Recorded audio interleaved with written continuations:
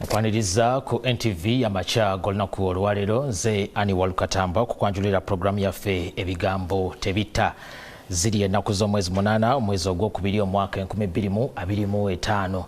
Ensonga nyingi nnyo ezigenda mu maaso mu ggwanga zetugenda okutunuulira olunaku olwalero naye nga okusinga tugenda kutambulira ku nfuga egoberera amateeka kubanga wiiki yonna tugimazeeko nga naffe abatamanyi by'amateeka tugenze tuyiga okugataputa. Simanyi oba bye tuyize byebyo naye olw'ensonga enkulu ezo ezeetoololera ku nfuga egoberera amateeka zituleetedde okugoberera ebintu eby'amateeka ebiwerako, naye nga kino kiva ku nsala ya kkooti ensukkulumu eyafuluma wiiki eri yewedde nejungulula emirimu gya kkooti y'amagye.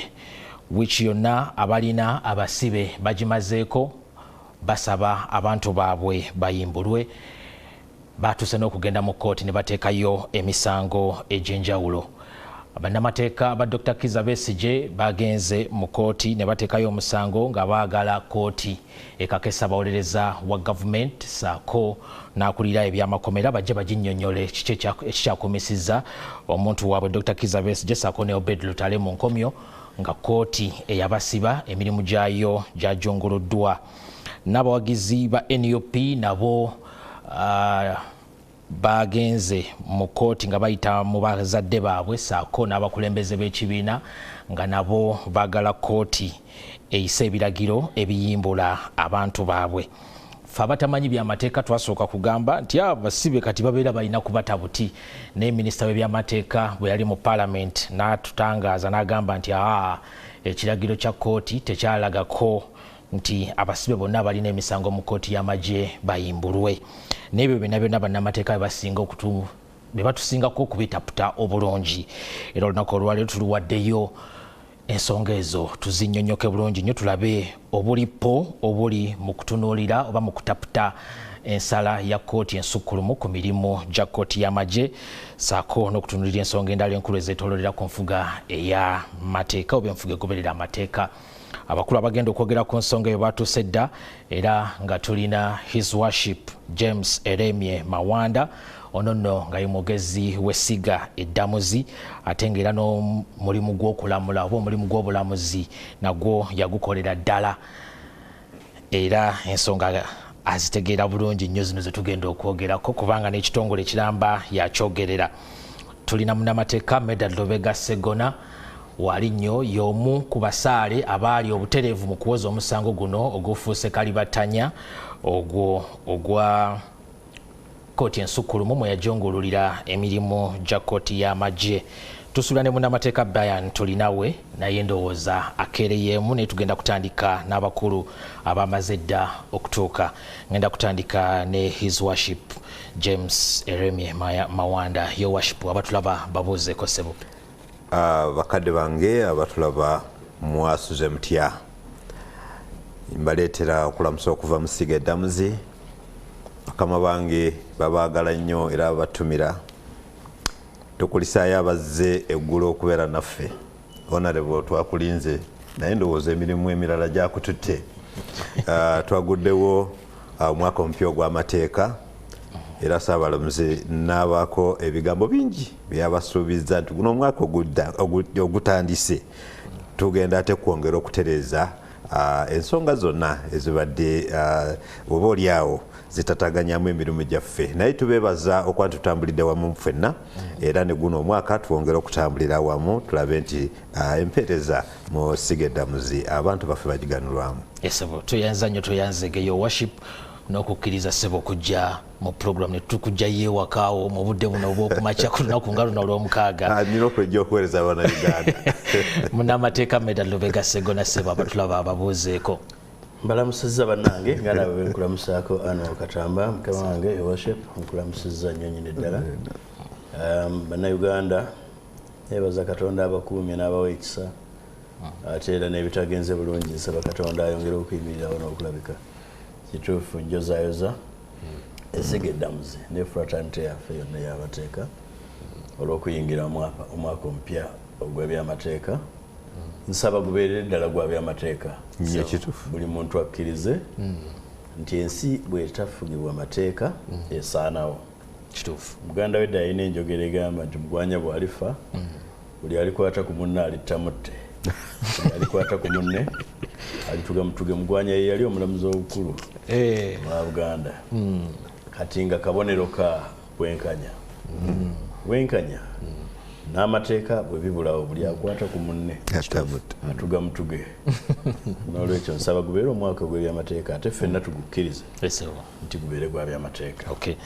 Mbadde nkwanjula tugenda ne twerabira bwe tukuteekako eddiba erya munnamateeka twerabira ate abantu abakukwatako obutereevu ab'ebusiro ssebo nabo batulamusizeeko nnyo bannabusiro era munnange yantwala mukama bawadde ekisa okukiikirira omukiiseera omubaka wammwe abakiikirira mu kwagala n'okwewaayo ab'ebusiro mbatumidde ate nnyonyene ddala bwe mwanteeka we watuufu kye mwakola kituufu mugende mu maaso n'enteekateeka eyo. Kale tweyanza nnyo tweyanzega omulungi atulaba ku NTV neyo programu yaffe ebigambo tebitaka nsooke nkolemu bwe nti katono nnyo ate oluvannyuma mbabuulire ekiddako. Kale webale nnyo gwe atwegaseeko ku NTV programu yaffe ebigambo tebitaka kati katutandikirewo butereevu mu nsonga enkulu ze tugenda okutunuulira olunaku olwaleero. Tugenda kutunuulira obulipo obuli mu kutaputa ensala ya kkooti ensukkulumu ku mirimu gya kkooti y'amagye bwe tugenda okutandikira awo. Sabbiiti eno yonna mbadde ntandika nkutegeezezza nti tugimazeeko buli omu agezaako okutaputa wano na wali bannamateeka nga emitwe bagitakula okulaba nga bannyonnyola eggwanga ku kiki ekibeera kirina okukolebwa era twagenza okumalako wiiki yonna nga ffe ng'abantu ba bulijjo tetulina n'ekimu kye twalabyeko kyateekeddwa mu nkola. Bannamateeka balina kye bagamba nti abantu bano abaali baasibibwa ku biragiro bya kkooti y'amagye kakati olwaleero mu kkomera baliyo mu bukyamu. Kati ffe ng'abantu ba bulijjo ne tulowooza nti awo amateeka we ganditandikidde okukola ne tulaba nga abantu bano bayimbuddwa. Era awo we wavudde n'ekigamba nti tutandise okukeerewa okuteekesa mu nkola ebiragiro bya kkooti ensukkulumu ebyafulumira ku nsonga ya kkooti y'amagye eno. Awo njagala okwogerera obutereevu n'essiga eddamuzi. Waliwo okukeerewa kwonna oba tukyatambula bulungi? Okusookera ddala bannayuganda munzikirize ate ntuuse okusiima kwammwe eri kkooti yaffe ensukkulumu kubanga abantu bangi nnyo babadde bampeereza obubaka abamu nga bankubiriza amasimu nga bagamba abantu baffe abo beebale nnyo bannange bannayuganda mwebale kusiima nti essiga eddamuzi lirina kye lyakoze naye tulina okumanya nti kkooti erina omulimu omunene egwekola. Omulimu omunene gwekola gwegwo okuba okusaalawo eggoye ku nsonga ezigenze mu maaso gaayo. Kkooti mu nsonga zino yasalawo byasalawo era olunaku lwa 31 January abavunaanibwa ku nsonga zino bonna waliwo bapuliida ne wabeerawo n'abawabi ba gavumenti. Kkooti neetula neewa ensala yaayo musango gwa Kabaziruka. Tugwogerako nnyo nga ogwa Kabaziruka saagadde nnyo ate kubisosowaza nnyo kuba twagala abantu baffe babitegeere bulungi. So kkooti bwemala okusalawo ensonga ezo omulimu kkooti gwekola omukulu kulaba nti ensalawo ya kkooti eyo eweebwa omuwaabi n'akola ki n'awaabibwa. So twakola omulimu ogwo ne tuba nti bapuliida ku njuyi n'enjuyi zombi bafuna ensalawo ya kkooti eyo mu bujjuvu bwayo. Kati wemala ogifuna kati balina nga bapuliida balina omulimu ate gwe balina okukola okulabika nti kati ebyo kkooti bye bayakola bituuka ku abo bye bikwatako. So ogwaffe ne guba nti tuli era tebasuulirira era babanga bazze tusuubira nti era tujja kwongera okukola ekyo kye batwetaaza okukola bwabeerawo ekiba kibuzeemu nga bakyetaaga era weetuli okulaba nti tusobola okuba nti tutereeza kyonna kye bakola ki. Jo twabaddemu kugulawo omwaka omupya ogw'amateeka era minisita ekitiibwa Norbert Mao n'agamba nti bafuna ensala ya kooti era bali mu kwogerezeganyamu ne Attorney General okusobola okulaba kati bakoze batya era nsuubira nti ne tiimu ya muganda wange Medad nayo erina byesunsula era basobola okuba nti oluvannyuma basobola okukola kye tuyita extraction of orders.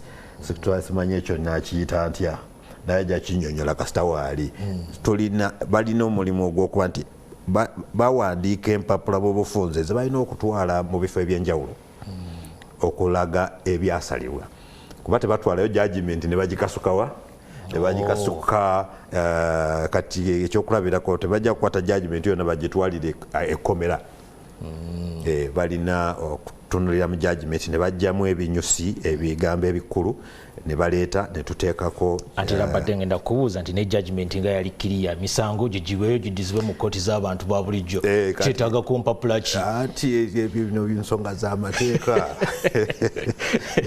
enkola y'ekinnamateeka yakinnamateeka kyobalaba nti tulina okutereeza abantu totwala judgment eyo nga bweri peegi zaali 205 ate peegi 25 owekkomera atali munnamateeka anaabisoma byonna n'abitegeera ye n'omunnamuganda so tusunsulamu ensonga enkulu era bano bamala extractinga kye bayita orders kati orders ezo ate balino zikanyako nti zezo kubanga tetwagala ate orders zawukanako ku kooti ate kyeyakolaki ebiseera ebimu eddako twalinanga obuzibu nga omusango gusalibwa naye ne baleeta orders ezawukana kuki so abapleada enjuyi n'enjuyi zombi balina okuextractinga ate ne bajja kooti n'eryoka ekakasa nti ebyo bye baleese ze orders kooti zeyakoleki zeyawa ne tuteekako ki kusiringa fe wetuli era tubalinze tumanyi balina mulimu munene gwe bakyakoze naye tekitugaana kusomesa bannayuganda kiki ekirina okukolebwa ekyali mu nsala ya kooti nga bino ebirala bikyakola kibikyakolebwa naye ekirungi twafunye essanyu we twawulidde nti nga tuyitamu nga minisita ayogera nti gavumenti yakkiriza nti egenda kuteeka mu nkola ebiragiro bya kooti era tubeebaza era naffe ne tugamba nti yenfuga gye twagala bitongole byonna bitegeere nti kooti bwebanga eruŋŋamizza ate tuleke kubiyisanga mu lugaayo kati essiga eddamuzi nalyo lirina obuvunaanyizibwa obuli awo obwetengeredde obuteekesa mu nkola biribeera lisazeewo bulijjo emisango we giba gisaliddwa asinze ensonga abeerako kooti byemuwadde kati oyo gwe gusinze alina omulimu ogw'okukola ebyo ebimulagiddwa okukola era singa aba tabikoze ono yasinga omusango alina omukisa okujja mu kooti n'asaba kooti eteekewo okukaka oli akole byakola naye kisinziira ku musango gwanabaki musango gufaanana gutya biki ebirimu kubanga ojja kulaba nti kati ku musango nga guno tulina essiga lirina recommendations ne proposals zaawa gavumenti nti mu mbeera eno tusuubira nti mutunulire kino na kino mugende mulongooseemu twawa amagezi twawa amagezi baddembe okugendera kuwabula kwe twagamba naye mukyo ate ne mubeeramu ebitaliiko negotiation nti omuntu owa bulijjo civilian awo talina kugenda ekyo kirina bakiyita batya negotiable okitegeera naye bino ebirala realigning okwenkanyankanya amakooti gaabwe n'okutereeza oba okuteekamu bapulida n'endowooza endala nga bwe twateesa okulaba nti tutereeza kubanga kooti yaluŋŋamizza nti ensonga zino twetaaga zitereeza toyinza kugamba nti kooti eno eri waggulu wa kooti ki endala kubanga constitution yaffe ssemateeka ye creating courts of judicature kati ate toyinza kuleeta teeka erifuga amagye ate n'ogamba nti eri kooti tegenda kubeera naki nankizo manya kooti eri mu ssemateeka tegenda kubeera nankizo na kooti eri so netugamba no tutereeze netuwa amagezi baddembe okuddayo mu paalamenti owa mukulu Sseggona ate babyogereko bano abannamateeka bawabule ensonga nyingi batereeze so ekibuuzo kibadde nti ffe tetulina kyetukola yes omulimu tugulina wabaawo nga ebiragiro bya kooti tebiteereddwa mu nkola mwami Sseggona akomawo n'ategeeza kooti n'asaba kye tuyita execution era execution eyo okusinziira ku orders ki zeetaaga execution kwe kooti ewa ebiragiro era okay kale sebo tweyanzige njagala kugenda wamu n'amateeka Medard Lubega Sseggona wiiki nga bwe ngutegeezezza kyenkana ekyomukisa omulungi wano ku NTV nange nze gwe bakwasa obuvunaanyizibwa obulondoola ebituukiddwako era bw'obeera ojjukira bulungi nnyo twali ffenna ku high court ku lunaku olwo lwe mwataddeyo omusango ogwa Dr. Kizza Besigye naye omusango ogwo nja kugugatta ku guno ogwa abalina eŋŋanda zaabwe ez'abawagizi ba NUP gulaga nti wabaddewo okulwawo okukeerewa okuteekesa mu nkola lwaki mulowooza bwe mutyo ng'ate omukulu atunnyonnyodde bulungi nnyo okusooka njagala okubasaasira nga famire ya Aga Khan olw'okufiirwa mukadde waffe Mulangira Aga Khan akoze nnyo okuba nti atutuusaako enkulaakulana era nti atutuusizaako obuweereza bungi mu medical world especially abamu tuganyuddwamuko mu mirimu gye n'okubeera ku mpewo zino tubasaasira ate era nitumusabira munnaffe kama gyamututte amulamuza ekisa ng'avuddeyo eyo njagala okuddamu okuyozaayoza kooti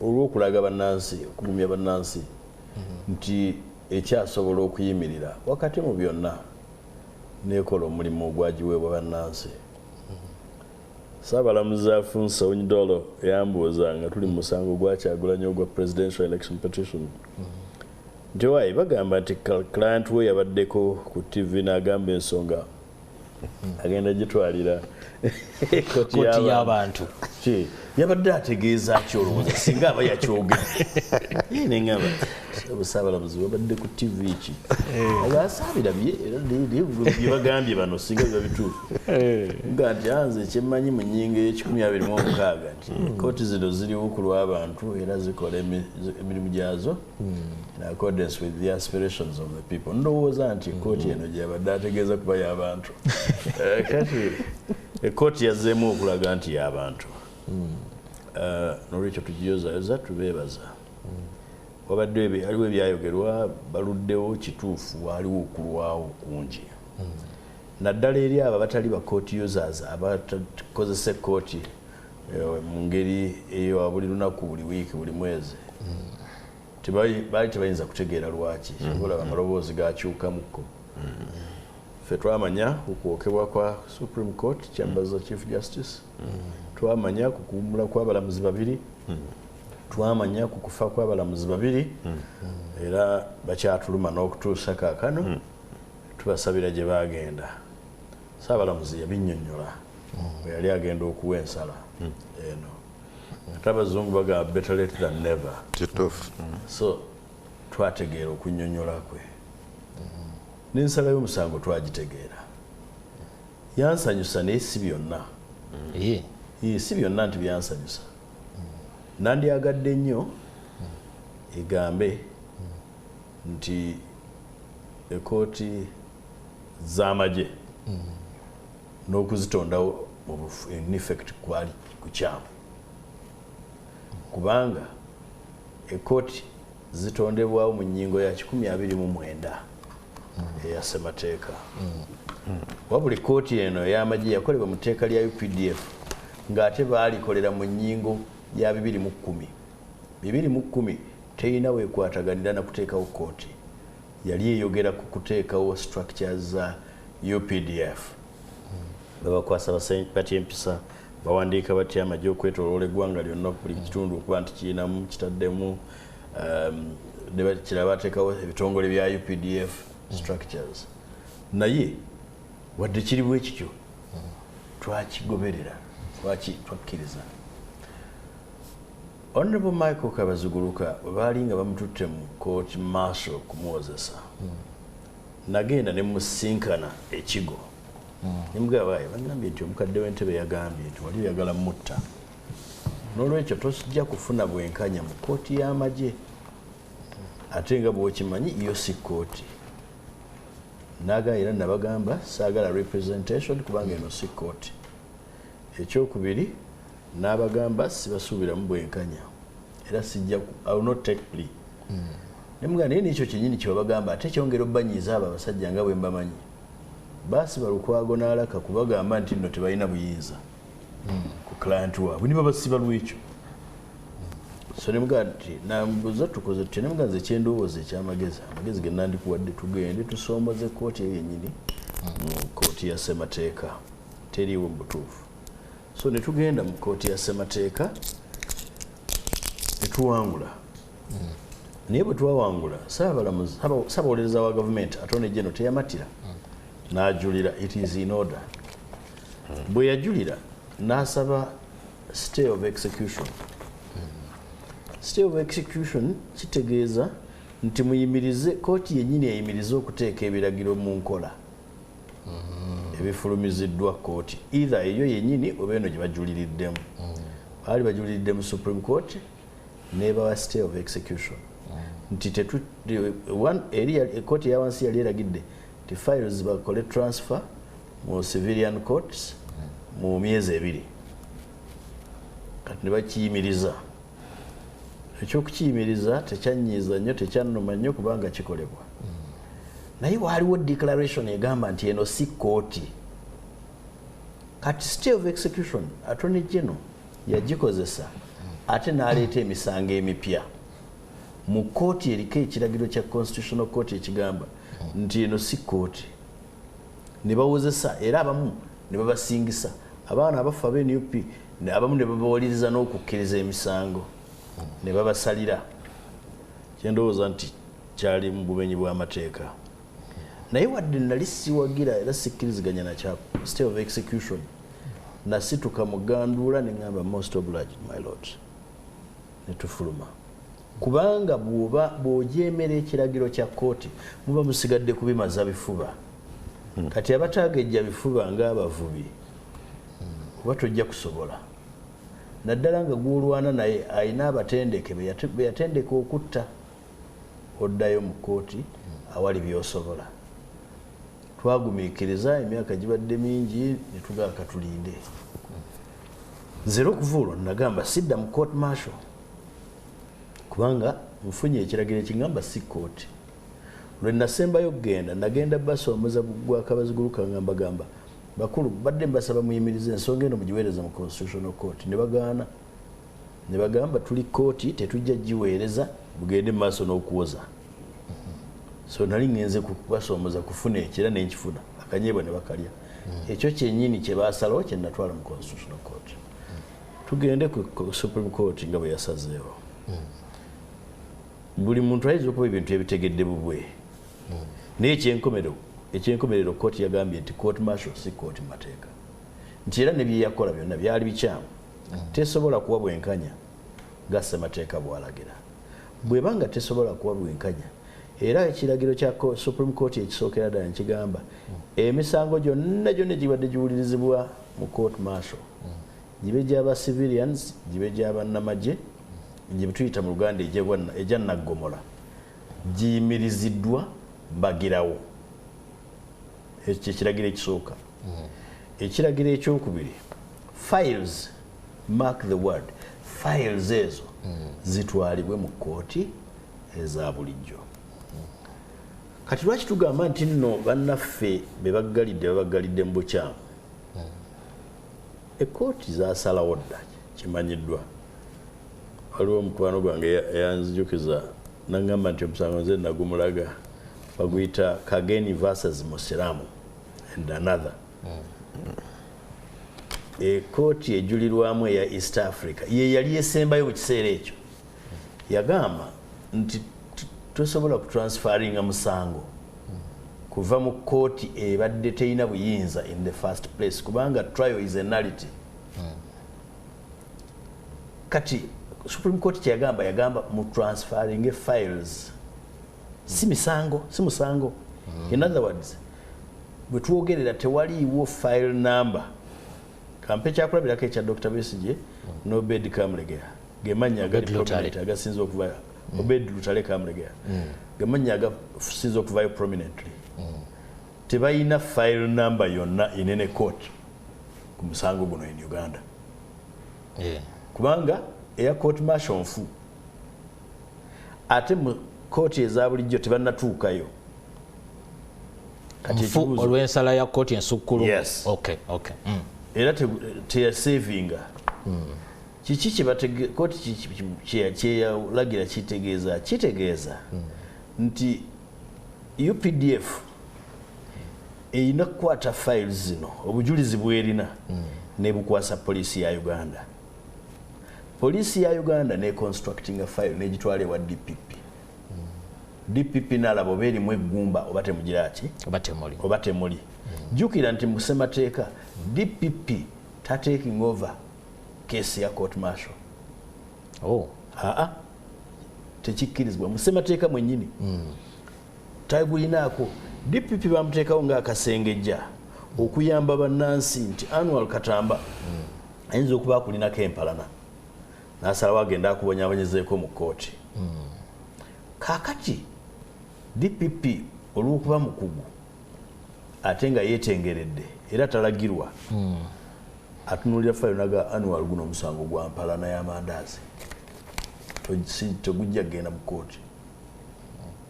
Kakati naye gijja UPDF oba ejja court martial baagimuggyako tagirinaamu buyinza n'akamu, so tatekinze over because that trial was a nullity. You start a fresh trial, otandika bupya. Police n'ogikwasa byolina n'ebitwala ewa DPP n'asalawo babiri mu eggumba. Tukkiriza era tumanyi nti ekyo tekisobola kukolebwa mu lunaku lumu. Emisango egyo gibadde mingi nnyo. Akakookolo ako aka court martial kabadde kakozesebwa nnyo. Nawozaako mu court martial edda embuyaawo nensangawo omukyala yali private ye nali simuwolereza. Omukyala oyo agamba nti paymaster mu biseera ebyo babasasuliranga mu layini basimba layini kati paymaster namutunuuliranga bwafaanana naga naye gwe sente zino zonna ogenda zikozesa ki neyeewolako. Kati bwe yeewolaako akakyala kano bambi ne kalumo naye nga tekalina kyakola nja kuzikuddiza azitoddeko tolina kyogenda zikozesa. Bwe kagenda okumubanja ne bakagalira ne bakateeka mu kkomera ly'amagye. Insubordination kanyumya abakulu.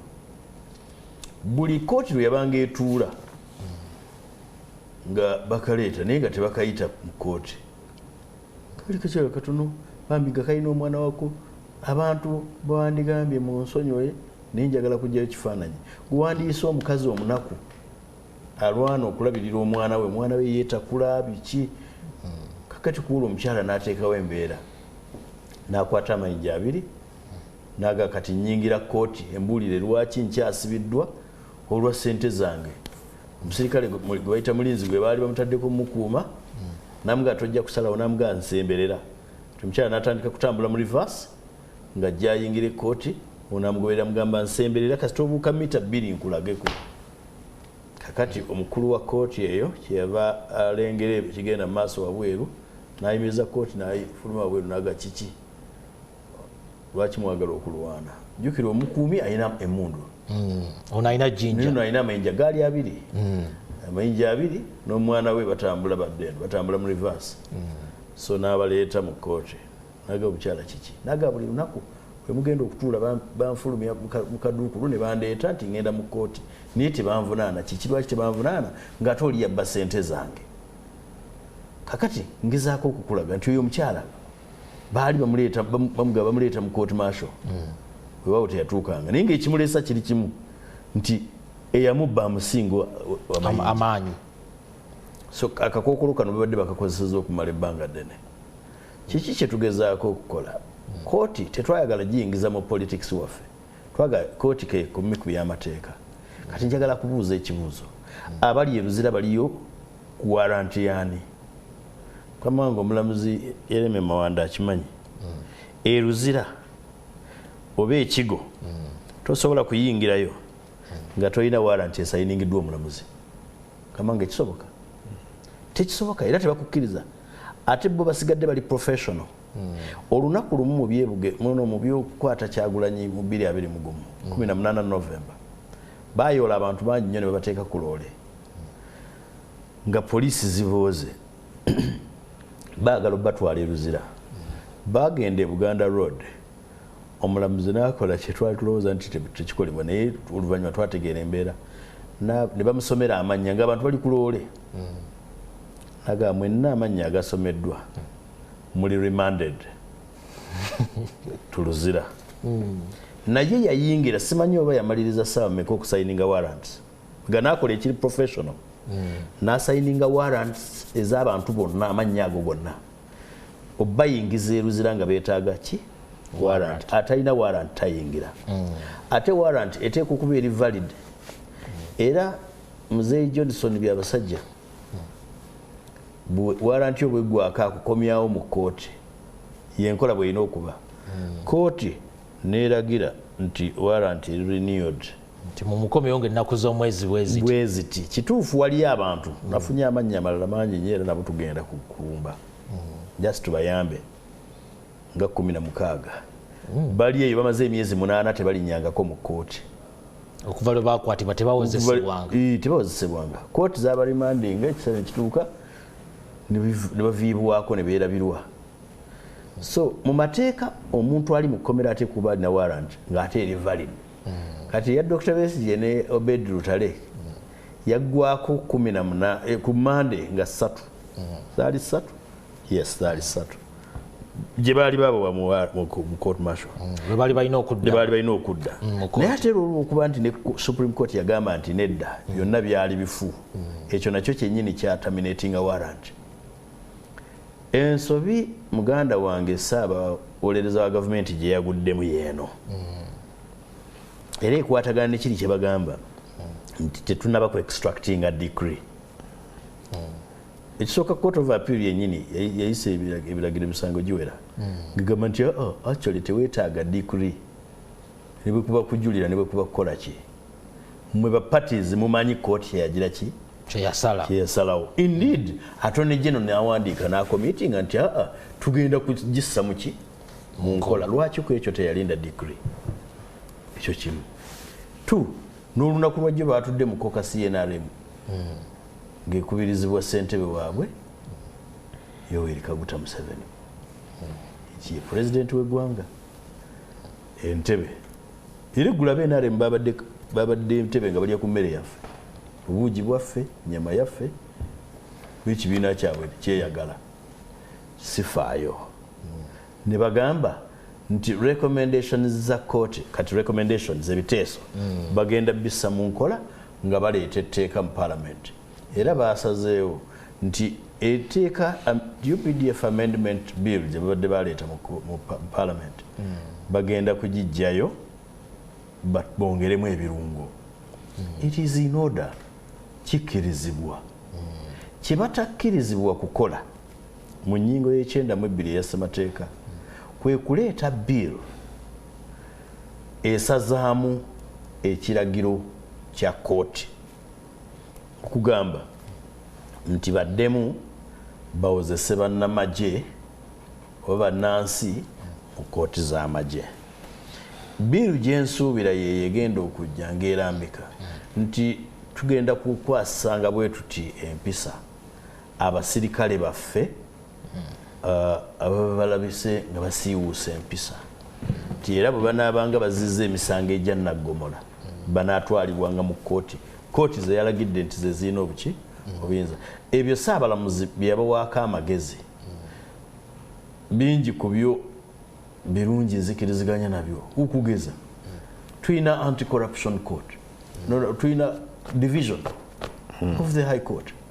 We have a war crimes division of the High Court. Era anti-corruption court baja attachingako ne magistrates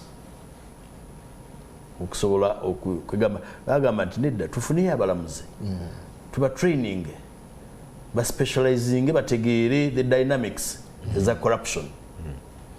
So tusobola n'okufuna abalamuzi mu kooti eza bulijjo ne tuba training ne bategeera dynamics ez'emisango egy'amagye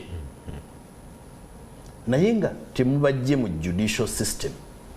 Executive arm bwe twali tukola ssemateeka twagijjako obuvunaanyizibwa obw'okusala emisango.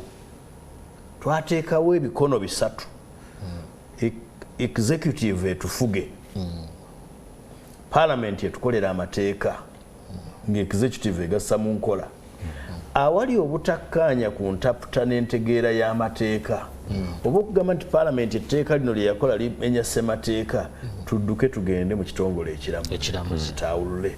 Ekyo kyokka kye kirina okutaawulula enkaayana eza naggomola oba ez'ensimbi. Parliament erina akakiiko akakwasisa empisa nti akoolwa aba akubye zaake aba azizza emisango gya mirundi ebiri. Waliwo omusango okugamba nti osiiwuusa empisa ffe tetukubagana na bannaffe. N'olwekyo oba osiiwuusa empisa katukutwale wa katuntu akukwasisa empisa akubonereze. Naye olw'okuba wakubye n'obaako munno gw'otuusaako obulabe nga kimenya penal code nti byakagaba Abbas akutwala ewa Abodo, Abodo akutwala ewa Yeremye Mawanda bakuvunaane omusango ogwa naggomola ogw'okkuba. Ne UPDF ebyo byonna bisoboka gyebiri nti omusirikale bw'aba takubye kikalu, bw'aba teyakubye ngatto ddagala, bw'aba yanywedde n'agangayira basobola okumuvunaana okwonoona erinnya lyabwe.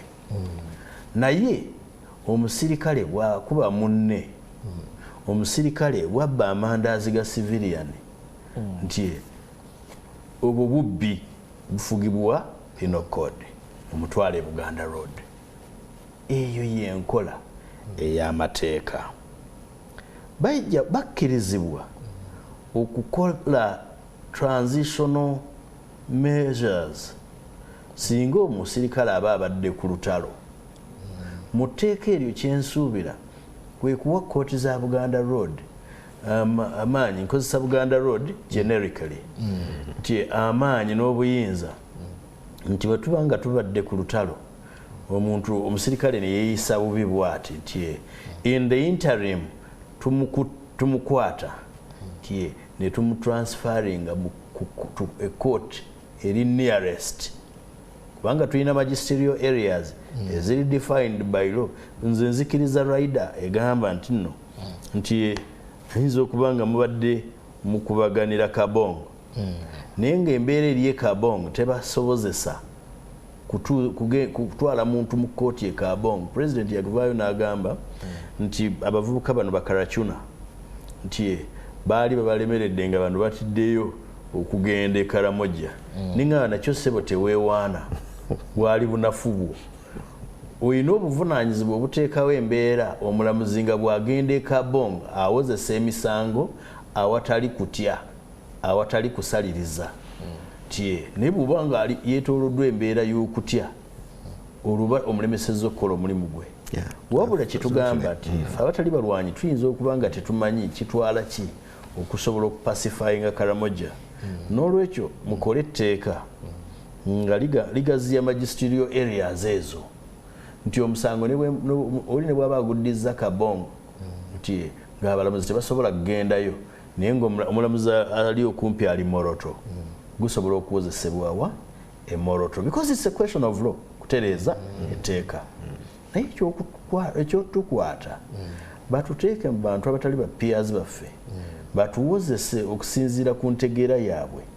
No kikyamu naddala ng'awozesa ali juridically and technically incompetent. Juridically incompetent titeeka teryamuwa buyinza obwo, constitution temukkiriza. but technically incompetent nti amateeka teyagategeerako n'akamu kubanga ne mu law school tebaamuyita baatuyitanga buyisa okugenda okusoma amateeka kaakati osanga omuntu ng'omuntu senior 3 drop out yakoma mu senior yakusatu nayingira amagye ate abo batera kuba bakambwe bakuba nnyo amasasi baba bagamanyi beewaayo baba bakirumya mutima kukakana ngafuse lieutenant colonel olwaba afunye ekisaanyizo ekimufuula ssentebe wa kooti y'amagye naye waliwo n'omulala mu biseera biri we barekrutingira abamagye nga ne senior 4 tagirina P7 tagirina nga private era bayinza okuwa ekyokulabirako nga driver wo ali ku kooti y'amagye ng'oli kano nga driver wo ali ku kooti y'amagye oba bodyguard wo nga yakuwozesa kati mbulira ngeri ki gye wabeerawo obwenkanya oyinza okuba nga wamumma ekyeggulo luli nga wamumma ekyeggulo oba yakusaba ka allowance n'otamuwa kagamba ebyo byonna technical incompetence nebifaanana bwe bityo okubeera nti abo bebawozesa naye njagala olabye judge advocate ya advisor yawabula abakulu abo ku byamateeka effectively ye mulamuzi era bo balaba mubeera muwogera nga tawandiika buli lwe bajja mu kooti bajja ne ka file folder akapya nga tekalimu kiwandiiko kyonna n'ogamba record of proceedings ani yagiteeka nga ate tewaliwo secretary wa court by the way mu court martial bateekawo court martial eriko ssentebe ne bammemba n'ebisaanyizo byabwe kubeera b'amagye ne bateekawo judge advocate ng'ali wali yabawabula naye bagamba judge advocate yabeera ku abeera lawyer abeera lawyer kaakati ne bateekawo ne prosecutor bonna balondebwa omuntu omu high command era amateeka gaabwe gagamba nti bwe biba bituuse wakati ne bibalemerera nti basobola n'okwadjaninga ne bagenda beebuuze ku high command ebaluŋŋamye ku ngeri ki gye bagenda okukwatamu omusango ogwo kati kubamu akafaananyi Muhoozi Kanyarugaba yagamba nti Besigye yali ayagala kutta kitaawe omukadde w'emyaka 8 azifu lwaki tamulinda ensi n'emwetwalira kati Muhoozi Kanyarugaba member wa high command Museveni gwe baali bagenda okutta ye chairman wa high command court martial batwalidde omusango bagiwabule ku ngeri ki gye balina okugukwatamu kuba etteeka bwe ligamba era ebawabudde high command ebawabudde ono gwe baali bagenda okutta ne gwe baali bagenda okuttira kitaawe omukadde bawabule ku ngeri ki kooti gyekwatamu omusango gwe yali agenda okutta taata wa chairman okutta chairman wa high command ebyo byonna nga biri inherently flawed tosobola kuba gwolonda omulamuzi gwolonda prosecutor gwolonda omuwabuzi naye tutunuulira omuwabuzi juzi kyeyasembayo okukola Aaron Kiza gwe bagamba nti yabanyiiza first of all bamuprovoking okunyiiza court bamugaana okutuula ku bba court order linamuga gwe tojja kusalawo wano kati protesting era baali bamanyi nti ajja kuprotestinga judge advocate n'avaayo n'agamba mukwate mugyewo ne bamukwata ne bamugyewo ne bamutuganga ekkooti eraba ne bamuzza emanju tebamukubira ebiwera bwe baamuzza tebagamba nti nno ssebo tukuvunaana kuyisaamu kkooti lugaayo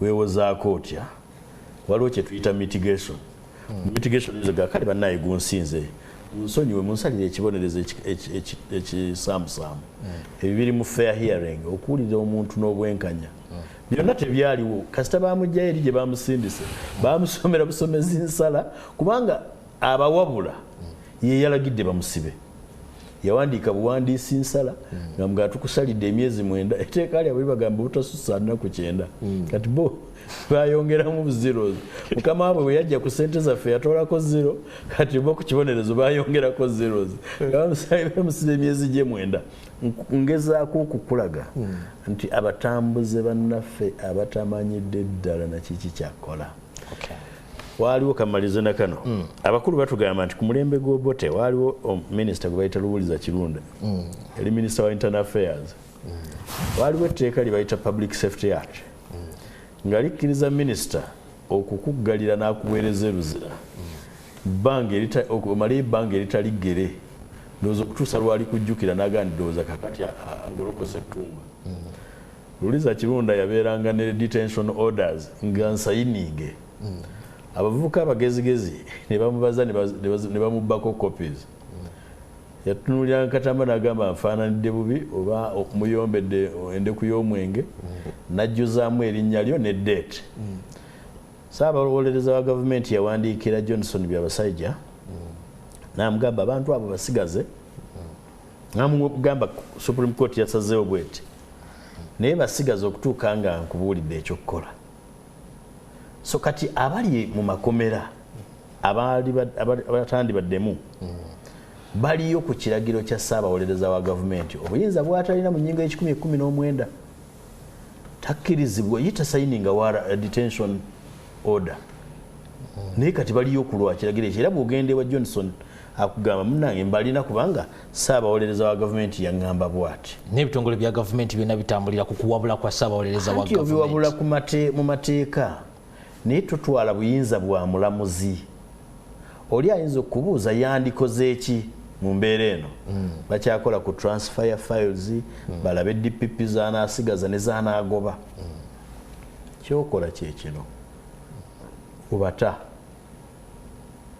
bw'obata by the way nandibadde mba classifying waliwo abo nga they are pure criminal cases nti benjagala okusigaza waliwo emisango emirala nga giri purely political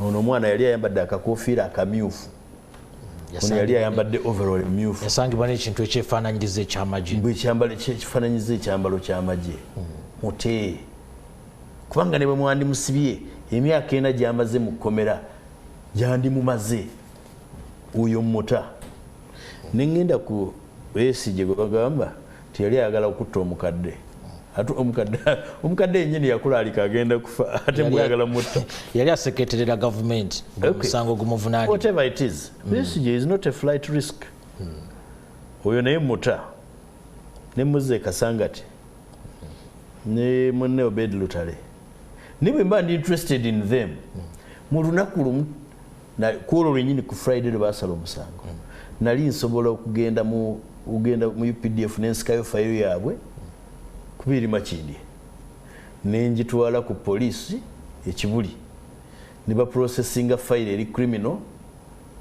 eri nembajjayo mbavuga mbaleetawa nze mbakwatira ku mulyango gwa kkomera era byabasajja abata nembakwatira ku mulyango gw'ekkomera wemba sisobola mumuleka kudda Kasangati wemukwata nemuvuga nemutwala Uganda Road nibamuvunaana ningenda mpoza emisango gyange kati bali abantu abalala nobatwala ku poliisi no processing abosobola okuwa police bond ngoba olubavuna wakutte ku musango mupya kubanga DPP tajja kutekinga over naye yawandiikira DPP bwala yazinge ne UPDF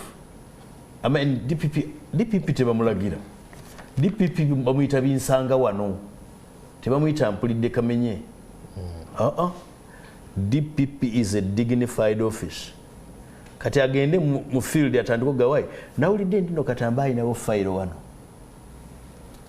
musituka ate kubo erigende wa DPP lyangu Yesu Kristo yatugamba nti teri agenda eri kitaawe wabula ng'ayise mu ye kubo ge mazima bwe bulamu ekkubo erigenda ewa DPP liri wa byakagaba ku poliisi ye kubo kutwalayo UPDF erojinge complaint ku poliisi nabo bayigeko okwetoowaza tebajja kwefuula nti bakitalo nnyo nga bali ku ssente zaffe nga tubasasula si bakitalo tubasasula kugondera mateeka beetoowaze bagende ku poliisi baloope Besigye nti yabadde ayagala kutta kyamaani waffe omukadde omulungi atulaba ku NTV tuli mu programu ebigambo tebitta tukyagenda maaso n'okutunuulira obulipo obuli mu kutaputa ebyali mu nsala ya kkooti ensukkulumu ku nsonga za kkooti y'amagye katusooke tuwumulemu tukomone ekitundu kyaffe ekyokubiri tovaawo Tukyagenda maaso ne programu yaffe ebigambo tebita nze Aniwal Katamba okugikwanjulira tuline His Worship James Eremye Mawanda onono nga yemogezi wesiga eddamuze ssaako ne munnamateeka Medad Lubega Segona okwongera okutegeera obulungi obuli mu kutaputa ensala ya kkooti ensukkulumu waliwo ebadde byogerwa nti okugiteekesa mu nkola kututte ebbanga naye era kiringera bwe kyefaanaanyiriza kubanga Honorable Segona alina kyayogeddeko ekyokuba nti kkooti yalagira files zino bazikolebweko transfer okuva mu kkooti y'amagye ziteekebwe mu kkooti ez'abantu ba bulijjo naye n'olaba obuwanvu bwakyo nakyo ng'olaba kiyinza okubeera ekizibu. Your Worship bwe njagala okubuuliza ekibuuzo nti abalamuzi mu kusala omusango guno baatutima wamuko obutateekawo bbanga ggere bino bwe birina okukolebwa kubanga bw'otunuulira engeri Honorable Segona gy'abadde akinnyonnyola nga si kintu nakyo kyangu ate DPP okuddamu okukola okunoonyereza biwanvu. Lwaki abalamuzi tebaatuteerawo ebbanga eggere kwe twanditambulidde nti oba mu bbanga lya myezi 2 bino bye tulagidde olwaleero bibeere nga biteekeddwa mu nkola? Mukulu Katamba, njagala nsooka entereezeemu ekyamazima kkooti ensukkulumu yateekawo ebbanga yagamba nti mbagirawo mbagirawo with immediate effect eryo bbanga. Lwaki yalowooza bwetyo? Olw'ensonga enkulu ezaali omusango ogwo. Abannayuganda oba oli abo baali agadde okutegeera nsonga ki ezenkulu ezaali muki mu musango ogwo ate ekyaviirako kkooti enkulu egambe nti ebiragiro bino birina okuteekebwa mu nkola mbagirawo. Njagala okutegeeza bannayuganda baffe nti ensonga ziringa 5 kkooti yaffe kwe yasinziira okugamba nti ebiragiro bitambule mbagirawo. Okusookera ddala baatunuulira kkooti y'amagye nga bweyitibwa yalina oba yateekebwawo lwa nsonga ki? Yateekebwawo ku nsonga ez'ekinnamagye okukwasisa empisa n'emisango egikwatagana ku byamagye. Ekyokubiri neetunula neegamba nti obuwaayiro bwe baali bakozesa okuvunaana bannansi abatali bamagye mu kkooti eri obuwaayiro obwo bwali bumenya ssemateeka. Ekawaayiro 1019 akasooka eyo section eyokubiri waliwo ne I ne H. Negamba ekyo kyali kikyamu kusinziira kuki ku ssemateeka. Ekyokusatu ne bagamba nti mpozi okujjako kuba ekyo kiriera mu mateeka gaffe nti omuntu asobola okuvunaanibwa singa aba yeetaba mu kuzza oba omubenyi bw'amateeka obwo obwogerwako n'oli eyali badde avunaanibwa eri. Nja kuwa ekyokulabirako tulina etteeka njagadde nkozesa wano mu byamangu tulina etteeka ery'abaana era tumanyi bulungi nti lyateekebwawo okuluŋŋamya ensonga z'abaana n'abaana abazze nga balina obuzibu n'amateeka abali in conflict with the law. Netubeera ne penal code kati etteeka penal code ereeta omusango gw'obubbi. Omwana wababbye atwaliwe mu kkooti y'abaana ondaba nti naye singa omwana oyo aba avunaaniddwa n'omuntu omukulu omwana oyo ajja kuleetebwanga mu kkooti eno ey'abantu abakulu awozesebwe kubanga yaguza n'omuntu omuki n'omuntu omukulu. Si kutwala te muntu mukulu mu kkooti yaki y'abaana onfuna ne bakalambika bulungi nti okujjako kye tuyita exception nti okujjako nga omuntu ono munnansi ono atali munnamagye avunaaniddwa ku musango gumu n'oli eyazza musango oguli nga yayambako ekyokusatu naye bagamba nti twalaba nga waliwo enjawukana wakati w'ekkooti eza bulijjo n'ezaki n'ebigendererwa ebyateekebwawo abakulu ba Sseggona baalina ebigendererwa byanjawulo bali ne babakwasa ekintu ekibakwatako nga bo ate eddimu ery'okuwa Abannayuganda obwenkanya mu byamateeka n'emisango ne babiteeka mu kkooti zino ezaki eza bulijjo nti n'olw'ensonga eyo entambuza y'emirimu mu ssiga eddamuzi yanjawulo nnyo ate erina emitendera emirungi ebigendererwa ebirungi bateekawo okulabika nti obwenkanya n'obwetengereze omuntu okuba nti ayeetengeredde ng'asalawo eno ebitaaliwa era Mwami Sseggona abyogeddeko wano ng'alambika okutegeeza Abannayuganda bategeere ensonga ki yabaleeta muki mu kkooti era kirala okuba nti oluvannyuma nga bamaze okubyetegeeza byonna basazeewo ate batunulidde ebigambo ebyo ebiragiro bino binaakosa bitya abo already abaliyo abaaliyo abava nayo era kooti nekola ki neerungamya so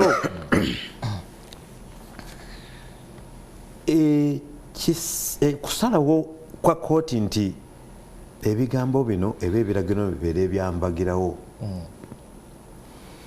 kwali kuteesa kw'abalamuzi bonna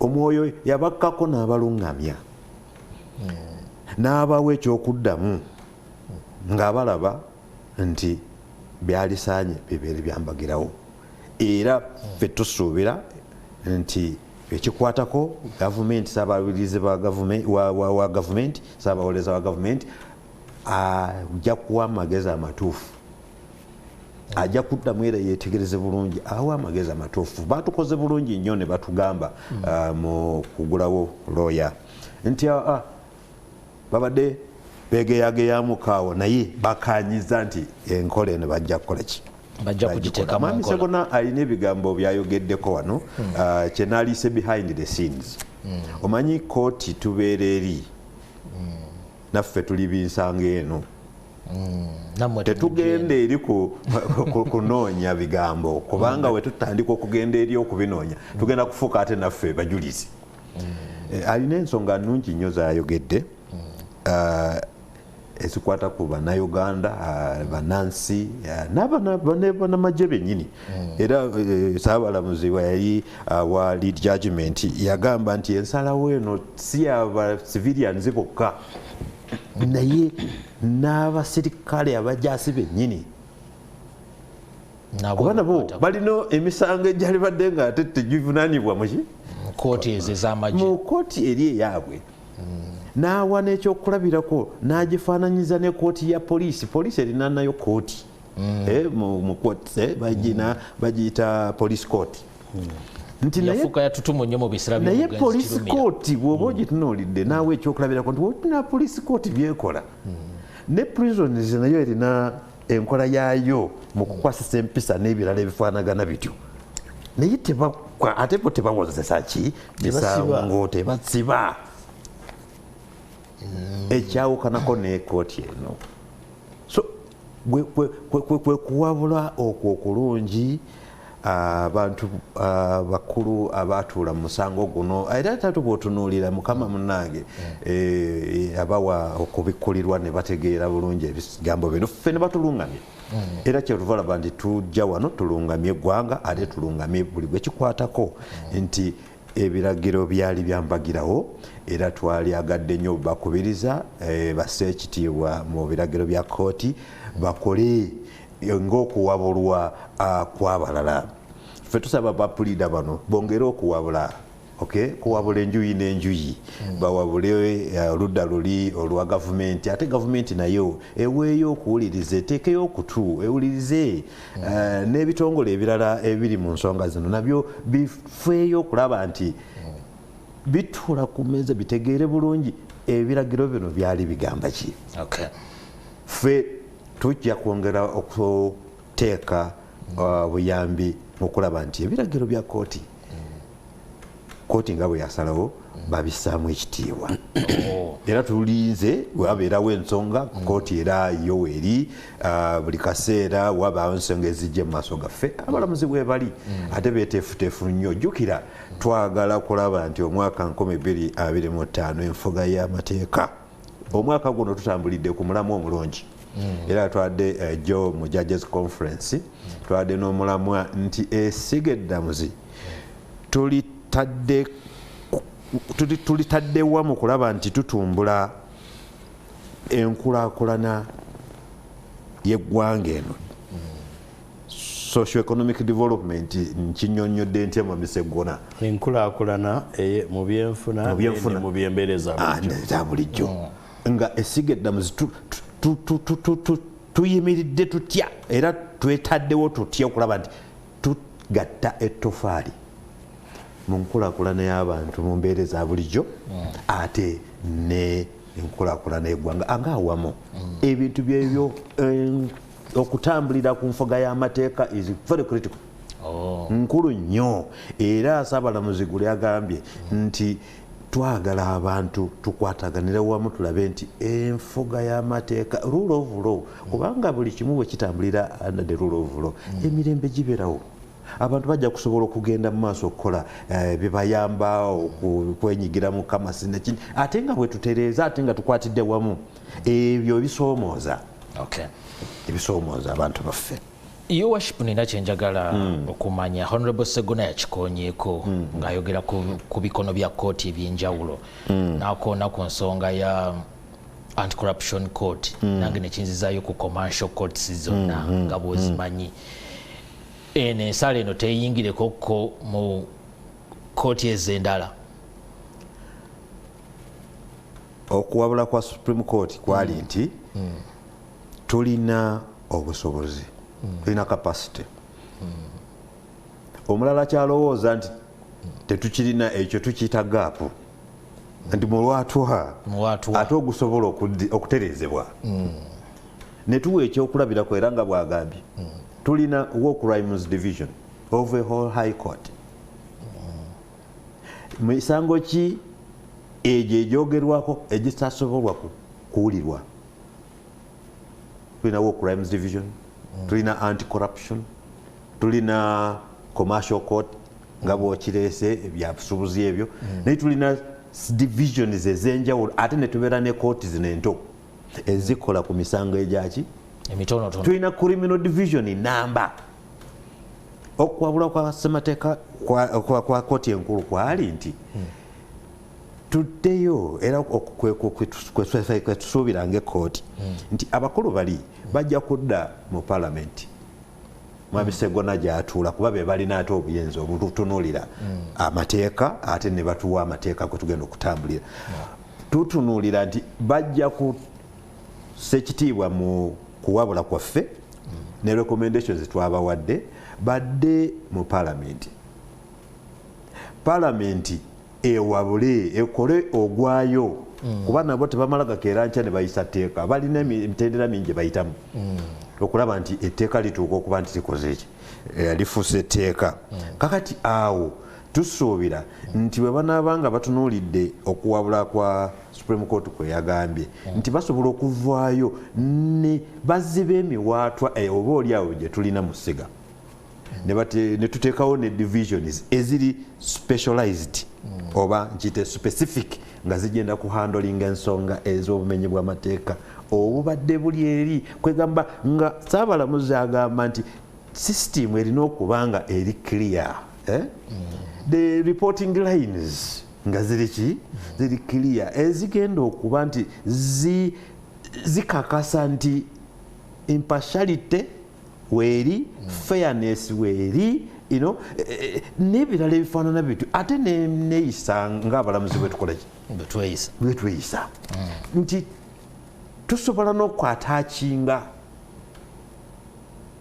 era akyogeddeko nti bwe mbanga neetaaga kati nze okugenda okusomayo okwebikwatagana ku military discipline kiki I just go for that training, I get the skills.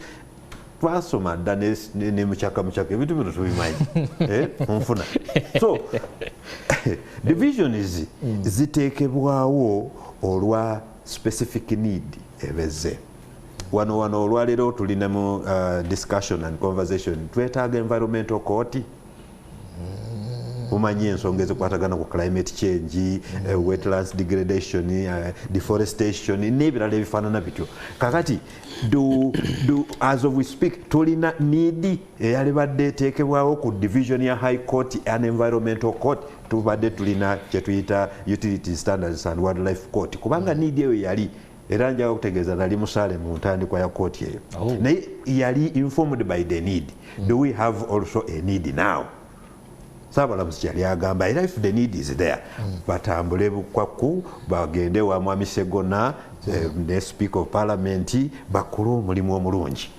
basunsule ensonga ezo balungamye kati we tuba tukikoze tutya nga kigenda okusigala nga kiyamba bannayuganda the divisions ez'enjawulo z'okoze eki era nayogera n'okwogera nti weewabanga obwetaavu bwali bukwatagana ku jurisdiction eyo nsonga y'amateeka okyusaamu bwekyosaki naye kukola amateeka nga gagenda kutyobola ddembe era bano be balina okukola akaki akakunguuta ako okugyamu ebyo byonna ffe twawabuwe magezi ng'esiga eddamuzi era getusuubira ate nyagala okwebaza Mwami Sseggona nti yakkiriza nti ebirowoozo bye twawa byali birungi eri bannayuganda era ne gavumenti nekkiriza bulungi nti mwayogera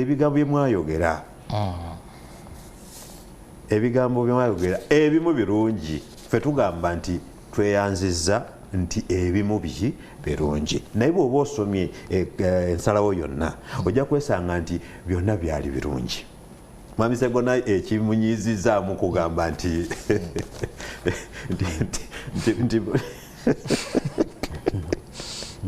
agambye nti kyamuyisa bubi okuba nti kooti yalekamu akawayiro tisigaleyo naye yamala akkiriza which is very good naye kyava ku ki kubanga kooti yaffe Sukulumu yagamba nti bw'otunuulira etteeka erya UPDF Act lyalina ensonga lwaki lyateekawo ki naye yali tribunal neteekawo tribunal ki mpozi ekirala ate kooti eno kyeyatuyamba netereeza kooti maasho eri ku ddaala ki ne high court yaffe akantu ako kaali kaleetawo nnyo obuki actually with your permission I think waliwo ensobi eyakolebwa mu musango gwa Joseph Tumushabe kubadde gututawaanya nnyo by the way nze mbadde nwana nagwo kuva 2005 kooti yagamba nti eno kooti eri subordinate court kooti nto ku kooti enkulu kanti oyinza ogikwetinga ne magistrates court subordinate to the high court naye with parallel jurisdiction nti nto ku nkulu naye balina obuyinza bwebumu ate nga mwalimu akawaayiro section kati 1 yali 2 eyali ennyonnyola nti bakuvunaanira service offense nga service offense must be related to service of the military ninga yo UPDF Act ennyonnyola service offense kitegeeza any offense for the time being under the laws of Uganda kwegamba nti ne bweriba mu NEMA Act ne bwebera offense mu Electoral Act basobola okukola ki okuvunaanirayo tugambe nti ozizza omusango mu byokulonda babadde basobola okukwata ne bakutwala mu court martial nebuga gwe twakusaza staffing obululu oba kituufu ensonga naye kasita bakikuteekako ebeera service offense kubanga bwe batyo bagidefininga kati kalike samatira owekitiibwa mulamuzi kabadde ayogerako nze nali ŋŋamba nti kooti yandigambye UPDF Act okucreatinga kooti kebeere tribunal kyali kikyamu kubanga mu nnyingo y'ebiri-mu-10 teyalengera, did not envisage creation of a court. Ababaka ba parliament mu kiseera ekyo saaliyo mu nteekateeka yaabwe never set out ne constitution yali tebakkiriza mu nnyingo y'ebiri-mu-10 okugenda okuteekawo kooti. Weewaawo nga abalamuzi bano bagamba nti after all kiri mu buyinza bwa parliament okuteekawo subordinate court. Wadde tebagiteekawo mu nnyingo mwe balina ogiteekerawo. Naye bamaliriza bagitaddewo naye eyo gye baateekawo. Ffe tukkiriza nti twakola omulimu mulungi ne tubajjukiriza ne tugamba nti naye guno mulimu gwabo gwabano baddeyo era Mwamisegona tusaba nti bakomewo. Era siguganye bakomewo kasita bajja kati bakomawo wano bwe bakomawo wano ne bakanya ne bakola ekituufu. Ffe tulinze ekituufu nze kye sibakkiriza kwe kuleeta ekiteeso okikola etteeka erisazaamu kooti kye yalagidde nti tetulina kugenda mu court martial, tezirina kuwozesa misango gya naggomola kababe nga bawozesa basirikale baabwe. Okwo kwe kuwabula kwe tusuubira Mwamisegona nja kukola abali eri okuteeka mu maaso gaaki. Naye nga tebadde bakussa mu nkola biteeso bye bawabuddwa basooke basse mu nkola ebiragiro. So twetaaga palamenti naye ekola omulimu gwayo. Era ffe twakoze ogwaffe ne tuwabula bulungi nnyo. Tetusirise kubanga tubadde tuwulira amaloboozi mangi. Ate mmanyi munnange ffe okwawukanako ne Mwamisegona ne banne ffe ne bwe mwogera ebifaanana bitya. Ffe ekikolo ekyaffe n'okuyitibwa okwaffe bwe tumala okwogera tukkiriza nti kye twakoze kyabadde for God and my country.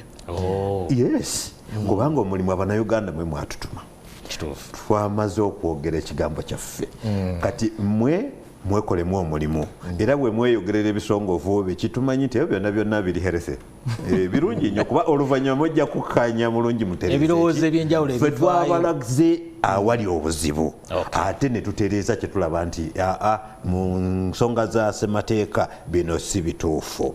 Ekyokusatu ne tubagamba nti muddeeyo mutereeze ate bwemala okutereeza ffe tuli beteefuteefu okutambula nga bwe mukoze ki buli siga likole omulimu gwayo. Leka executive tukkiriza nti executive erimu kwegeyaamu palamenti erinze bye banaaba baleese ate oluvannyuma Mwamisegona ng'avudde mu palamenti azze mu chambers ng'amaze okusula kuba obuzibu kubeera mu palamenti neyerabira nti ate agenda kudda eno mu chambers ate bwadda mu chambers addewa. Ssaabalamuzi alina ekigambo ekirala kyeyayogedde minisita nti ekizibu kye tulina mu ggwanga lyaffe ate ne mu bayivu nga mu bayivu yabadde ayogera ku bapuliida okusingira ddala bapuliida bano nti balina omulimu munene naye ekyomutawaana nti abamu ku bo saagala ono abeeremu nti ebiseera ebimu olemererwa okwawula Mwamisegona politician ku Segona puliida kubanga ebiseera ebimu owesanga Mwamisegona puliida ate byaliko ku ssaawa eyo ng'ate byabufuzi kyokka ng'ensonga eyalibadde mu ddiiro yabwa puliida oluusi nolemera omuwuliza olw'okuba nti yabadde asoomooza kiri kye twogeddeko wano mu kusooka nti lwaki abantu baffe bakyaliwa ng'ate kooti yalagira. Saba minisita ye yagambye nti bapuliida baali badde bakola ogwabwe ogwa puliida ne basooka balaba abantu baabwe eri nti bakoze eki bavuddeyo obamala okuvaayo olwo ne bafuuka ate ba politician nti naye ebiseera ebisinga abamu atali mwami Sseggona ono gwendi naye wano omanya akuli okumpi ye omujjamu ne bwaba mwali minisita waffe mwekyatukulembedde bulungi aga kumwebaza Norbert Mao ye abadde kyakulabirako kyova olaba yakusalawo okukola bya bufuzi n'atakola byamateeka naye alina okukkiriza bwe mba ngenze mu kooti n'enkusinga tekikuswaza okuwangula mu kooti tekikuswaza bye tumugamba bya mazima ate mmanyi Mawuba y'omugezi nze ekibuuzo kiri kimu kye nabuuza si nsonga kiddemu oba akibuuziza pleader oba akibuuziza politician nabuuza baliyo ku kiragiro ky'abali mu makomera kya kooti ki oba yagenda n'abuuza naga Supreme Court yatugambyeko tubate no kooti teyeetaaga kukulagira kubata ate nabo tebeetaaga ku justifying their freedom. I don't have to prove to justify my freedom. My freedom is given by God, my right to liberty, and is protected by the Constitution. Gwe ayagala okussa limitation ku freedom eyo gwe olina okujustifying, and that justification, that restriction must be lawful. Ekifuula restriction lawful on anybody's freedom is a court order. Kooti teragidde nsibibwe, kooti ejeewo ekiragiro ky'oli eyansiba. Why do I justify my freedom? Nti kati Dr. Besigye ninagenda mu kooti egambe nti oyina eddembe okubeera free. No, ndi free. Gwe weetaaga ekiragiro kya kooti ekinsiba, kati Mao takirina. Waliwo okuva mu kwekaza ne tugenda mu kwekangabiriza. You know, Honorable Norbert Mao nga munnamateeka at least yagasoma paka Makerere n'agayita. Alina okukkiriza ate ayambe ensi. By the way, awabula ensi abamu ku bantu benjogerera mu bintu bino sibamanyi. I have never met them. I may never meet them. Waliwo omusirikale omu eyantumira mukyala we nampa $3,000,000 ng'omusango guno guwedde. N'agamba nti bo babadde babonaabona nnyo mu courts martial, babasibira ku quarter guard okwo n'amalako ennaku 100. Ng'ensi temanyi. Omusirikale oyo n'okutuusa olwaleero simumanyi. Nyinza n'obutamumanya. Kati ye yawulira okukwatibwako. Era nagamba Michael Kabaziguluka nti kuze nkubanja tolako 3. Kubanga oli yazinsasudde. Kyengezaako okukulaga nti abantu abo betumanyi ne betutamanyi bali eri babonaabona. Naye teri kiragiro kya kooti. In other words, they have been deprived of the protection of their constitution, of courts of law. Bw'onkwata n'ontwala emakindi oba embuya oba onzigyeko obukuumi bannayuganda bwe baawa omulamuzi ono okumpa n'onteeka mu mikono gy'oyanvunaana kubanga executive yeevunaana, so tesobola kusala musango. Ekyo kimu. Ekyokubiri, tufugibwa mateeka oba nedda. And we have a choice okusalawo nti tufugibwe mateeka, bano babeerewo batuwabule.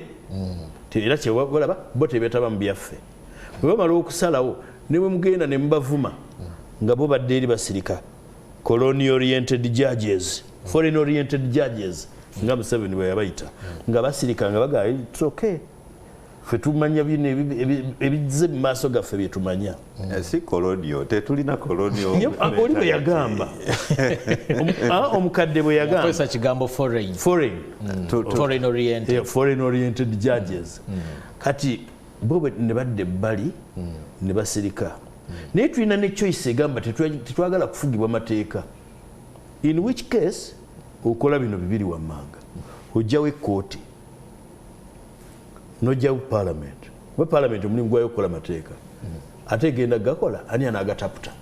anagataputo gajjeewo sente ze musasula ababaka ba parliament ne mwonoonera ku parliament ne sente ze mwonoonera ku kitongole ekiramuzi ne muzisavinga ne muga ffe tusazeewo kufugibwa nga bazigu nga Haiti nti asinga amaanyi yanaatwala munne naye okuva lwe twasalawo tugamba kya bugunjufu tufugibwe mateeka tugakkirize waaliwo ebiseera ebizibu naddala mu court of appeal nga tetukkaanya na ntambuza gyetambuzaamu mirimu gyayo naye nga bw'ogamba nti genda ogirumbe ogiyuzeeyuze okole ki olwo buli omu oyinza n'okuba gwe mukyamu agiyuzaayuza nga gwolowooza nti kooti kyekola si kyamagezi naye ngaekyamazima gwe kyokola kyekitali kyamagezi naye twabateekawo nitugamba Katamba kozi olina omukyala olina omukyala nze bwe kutunulira nkulaba ng'omwana omuto mukyala wo akulaba nga mwami we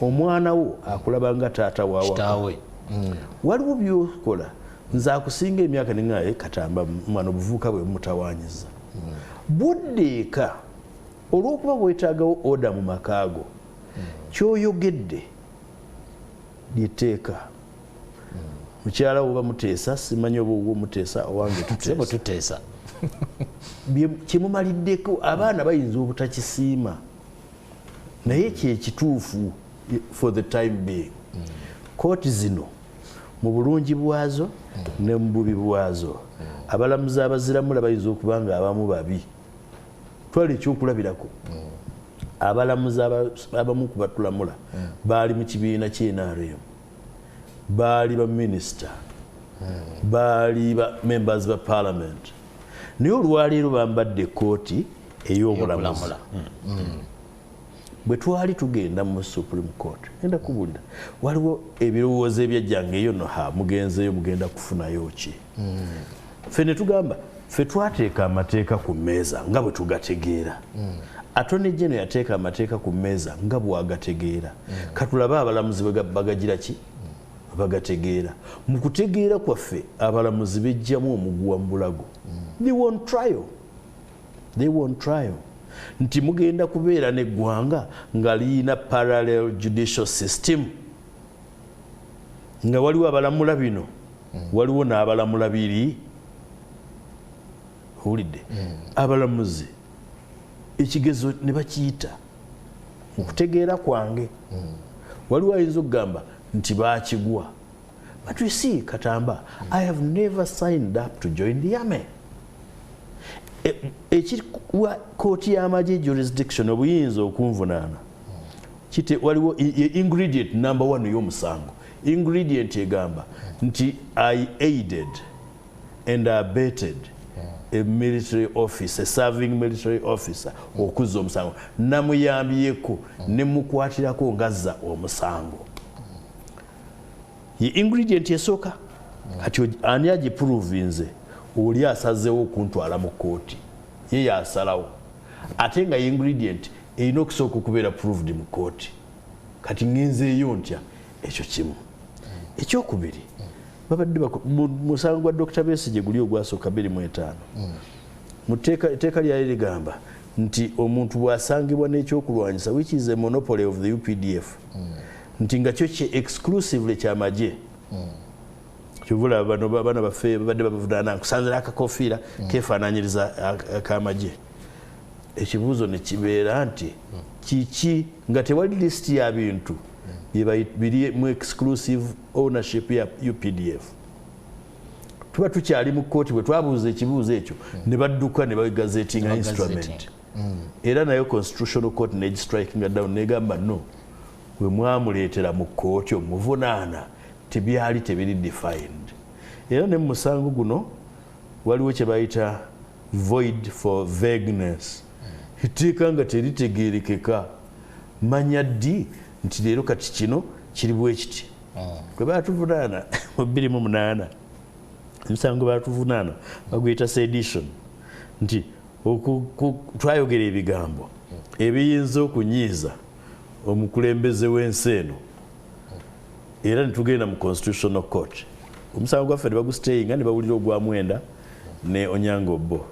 nabuuza ekibuuzo nze mmanya ntya omukadde w'entebe lwe yasuza obubi nti ekigambo kyonna kye nnaayogera kimunyiiza leero oba maama yamuyombeseza oba bamuwadde kyayi omutali sukaali n'ebifaanana bwe bityo leero omukadde munyiivu nti omanyi 25 bwe twagenda ku kooti awo abasajja abapoliisi abafa abamanyiddwa ne baŋŋamba leero omuganda ewasiza otya abasajja abo bola baleesa bambadde ebya black twalina Dawudi Mpanga w'ekitiibwa bakambwe ennyo tetumanyi kibaleese tetubamanyi temugeza ne munyega ekigambo temwogera nabo abapoliisi batukoshoninga nga tuyingira nti oyogera naye ekigambo ngolowooza nti kirungi nakukuba indeed owekitiibwa Yusufu Nsibambi yagambye leero kati bana abatusazeeko tugenda kufulumawo wano abasajja ne bamukwata ne bamukuba Kiyemba Mutale najja omugenzi agamba naye timukuba ono looya yazze kola mulimu naye ne bamukuba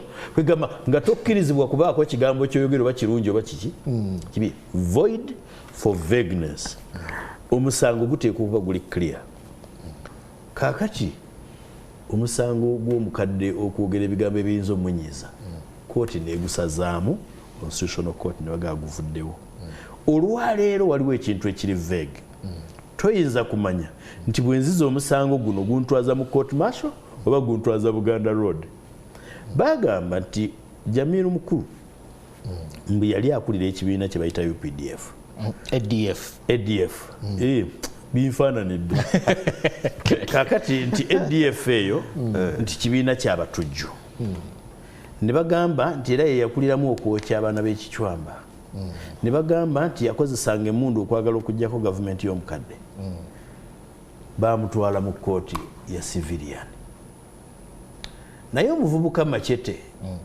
olw'okwambala akakuufiira ke bagamba nti olw'obumyufu bwako kafaanana enkofiira ya UPDF ate nga ya UPDF eri defined by mukiyita ki insignia erina akabonero kaayo coat of arms nibaga nti kati oyo Machete olw'okwambala akakofiira yagende mu court martial era abalamuzi bateekamu ne ango ffe gye twali tutaalaba nga balooya eya discrimination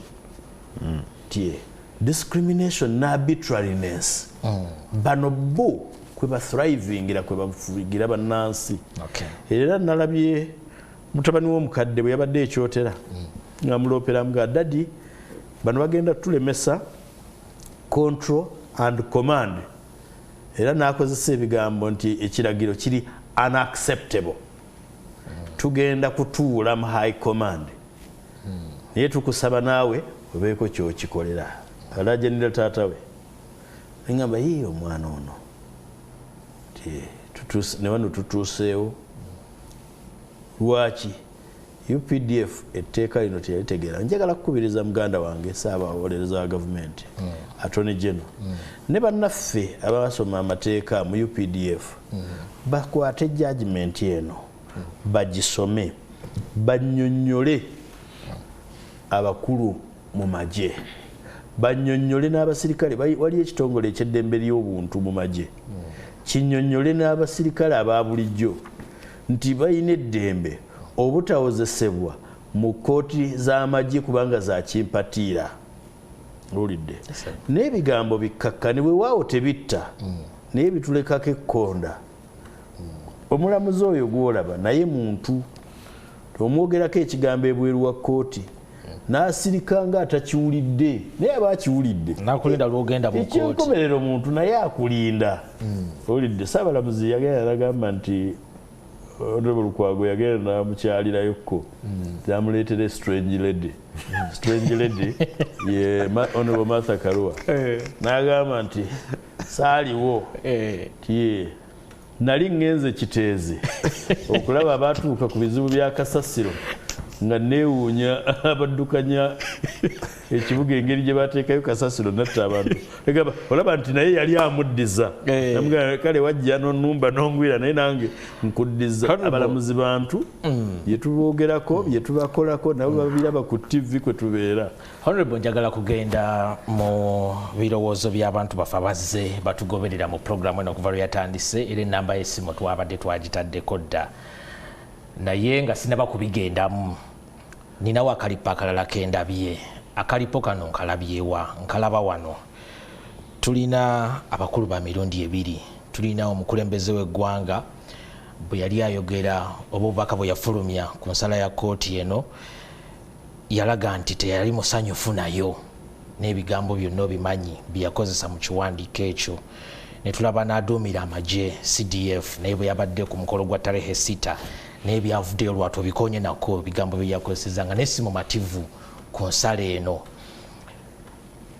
Twalabye ababaka ba NRM bayitiddwa mu kabondo kaabwe. Ate tubadde twogera wano n'omulamuzi oba his worship akinoganyiza bulungi nnyo nti kigenda kuggwera mu Parliament. Tewaliwo akalipo akalala nga abakulu ababiri balaze obutali bumativu ne bamala ne basinsinkana ababaka ba NRM bo balinako enkizo oba oliawo. Tolabawo akalipo akalala mu singa kino kinaba kize mu Parliament okuyisa etteeka eriri mu ekyo kye bawulira kye baagala. Well, ekiwandiiko ekyasooka okufulumizibwa Kano Chris Magezi kyagamba nti tebajja kukkiriza kivudde mu kooti wadde baali tebannakitegeera. Ekyaddako ekya CDF kyagamba nti Besigye ajja kufuluma eruzira mu ngeri bbiri. Esooka mu keesi nga bamaze okumukuba amasasi. N'ekyo kyali ku Twitter. Tuleme kukigatta mu bino. Modern ways of communicating ziri ki? Kakati nti oba si kyo nga afulumira ku mavivi ng'amaze okwetondera omukadde gwe yali ayagala okutta ku myaka 8. Ne bino by'oŋŋambye eya president bye yayogera ne bannansi abalala bye boogedde birowoozo bulowoozo. Nakugamba nti nze nnwanirira eddembe ly'omuntu. Voltaire yagamba ate njagala atuwa ekyokulabirako nti I disapprove of what you say but I shall defend to death your right to say it. Sikkiriziganya nakyoyogera naye nja kufa nga nnwanirira eddembe ly'okubikyogera. Zisaanyiigira president. Weewaawo president bw'ayogera mu nsi nga Uganda abantu bangi bakankana abalala batya ne balemwa n'okukola ekituufu. Naye saamunyiigira kubanga he was expressing himself like I express myself. Okuva lwe twava mu kooti abantu bampita ku TV ne ku radio bawulire ebirowoozo byange mbibawa. Ate nga sirina kutya. Neebaza abo abakuuma eddembe lyange okubyogera. Naye ate nange nina obuvunaanyizibwa okukuuma eddembe ly'abalala okwogera bye balowooza. Si nsonga oba byesigamye ku kumanya oba ku butamanya. Bwe baba boogeredde mu butamanya buvunaanyizibwa bwange Uganda gwe yateekako omusolo okusoma amateeka okubibabuulira. So sinenya president kubyogera mpagira eddembe lye. Kyesaagala tugendeko nze sijja kukola nsobi olw'okuba abangi bakoze ensobi. Nja kukola Saabalamuzi yatugamba we yali mu conference y'abalamuzi n'agamba nti as long as conscience yange eri clear nja kukola ekyo ekisaanidde. Balawyer members ba parliament 1500 oyinza okwesanga kuliko balawyer batasukka 50. Buvunaanyizibwa bwaffe 50 buli omu okufuna ba members 10 abayigirize abawo okumanya okutuufu ku tteeka lino. Saagala kutandikira mu kutya. Njagala kutandikira mu maanyi. Ffe waffe Bible etugamba nti nga nnyingirira mu maanyi nfulumira mu maanyi ne nnyingirira mu maanyi. Njagala kufulumira mu buwanguzi. I decree victory. Nti tujja kuwangula nga tukoze omulimu gwaffe. Nteekateeka bwe banaalireta etteeka eryo nja kuliwandiikako ekiwandiiko kyensengezza obulungi nga mbabuulira awo n'aba wali obuzibu n'awatali buzibu. Nkugambye ng'ate seekubiira nga njogera nga mukulembeze mu nsi eno ate nga ndi mukulembeze alinako kyemmanyi nga saakola nnyo okukimanya naye nga kyali kisa kya Katonda ne bannayuganda abansomesa. Bwe banaaleeta etteeka nja kuwagira ebituufu ebiririmu. Nja kulwanyisa buli kantu konna akalimu akamenya amateeka. Bwe banaaba bannemeredde nzireyo mu kooti nze kankole ogwo gwa kooti. Waliwo abansinga amaanyi nakugamba balina ebifuba ebigazi okusinga ku byabavubi. Bajja kubikozesa. Kale katugende mu biteeso bya bannaffe abayise ku mikutu emigatta abantu. Njagala kutandika ne ono bintu bigize waneena ate kati kale njagala kutandika noono agamba nti I would like His Worship Mawanda to clarify whether courts martials are courts of judicature tribunals Nowa Lubaga kale kyekiteeso kya Nowa onagamba thanks for the show. With all due respect, I have been following Council Segona, but he doesn't have any respect for the president at all because he thinks that death is all about age. I'm Kabanda from Baita Entebbe. I'm proud to applaud Council Honorable Segona's able explanation to Ugandans on courts open to all in a democratic order. Nambuya Bida Stera Republican Party. Mukulu Katamba wasuzotya ssebo webale kukyaza bakulu abo naye nze ndabanga gavumenti sibyeriko bo baagala ekyo kikooti kisigale nga kitulugunya bannayuganda. Nze Bududa Rashid. Okay. Good morning, mwebale kutuweereza naye twegendereze nnyo okukozesebwa ensobi olwa interest z'abakama baffe. Most of the time tukozese bukugu not order from above. Mr. Segona, thank you very much. I am Yusuf in Nansana. Hello, thanks for the show. This Jonan in Kowe, Wachiso. The government itself is the one holding those political prisoners. They think that they are above the law and think that they are the ones to give the final decision. Kale Jonan Webale. The problem we have in Uganda is the so-called high command. The son and his father think that they are above the law. This is Sebagala Rashid from Kawanda. The court-martial ruling was a sign of dying horse. Remember, most revolutionary government end at 40 years in history shall tell. Ambaguma Godfrey from Bundibujo. Good morning, Mr. Katamba. I would like Honorable Medad to throw more light on the fears of the CDF that without court-martial, the army may become bad to the civilians. After all, they will not be scared of anything. And also, let him talk about what will happen if UPDF goes ahead with the court-martial.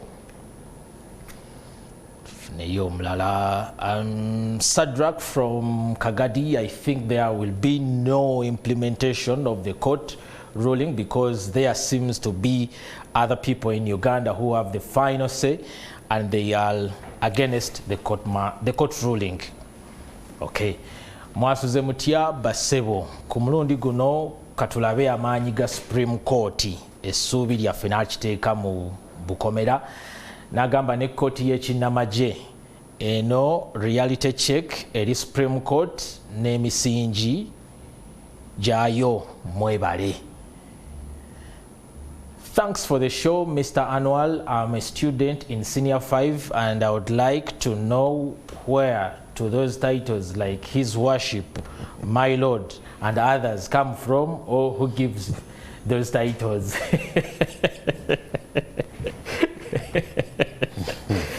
Nja kutandika nawe Your Worship otubulire ebikiibwa ebyo lwaki tukuwashipinga tutandikirawo Your Worship. Mr. Anwa Mr. Anwa ansanyusizza nnyo simanyi oba Oluganda alutegeera kuba Anwa tayinza kuba Muganda ayinza okuba Omuganda nga nze naye mutuufu wabanga abadde mwana asoma ali mu Senior 5 kyali nkoze bulungi singa nno bwabanga amaze HSC eyo agende Makerere n'asoma amateeka nasoma amateeka ate ajja kubanga ategeera ebyo ebitiibwa bitiibwa naye muganda wange my brother Anwa it is titles which are given to judicial officers of the lower bench and they are called their worships, and those of the High Court and the superior courts are called my lords. It is within the titles. So abakulu bano batukkiriza naffe tubeereko n'ebitiibwa nga nabo bwe bali ba honorable munnange alina okumanya nti lino siga siga kati naffe ng'essiga tubeera n'ebitiibwa ebyo naye obulamuzi bwetoloolera kuweebwa kitiibwa ga okukkiriza ekivudde mu mulamuzi nti akulamudde baali balina okuteekawo ejji byabwe baali balina okuteekawo embeera nti omuntu gwoyogerako muntu wakitiibwa nange Mengo bampita wakitiibwa ne member of parliament bamuyita honorable ga okwawula nti omuntu kyayogedde kivudde waggulu okikkirize obukulu bw'omuntu oyo akyogedde kugaba abaawula kale your worship maliririza ddala lumu obudde bwaffe bwe buli butuweddeko so n'ekirala ekimbusiddwa ng'ayagala oli abadde ayagala kumanya oba kooti z'amagye kooti za tribunal oba courts of judicature.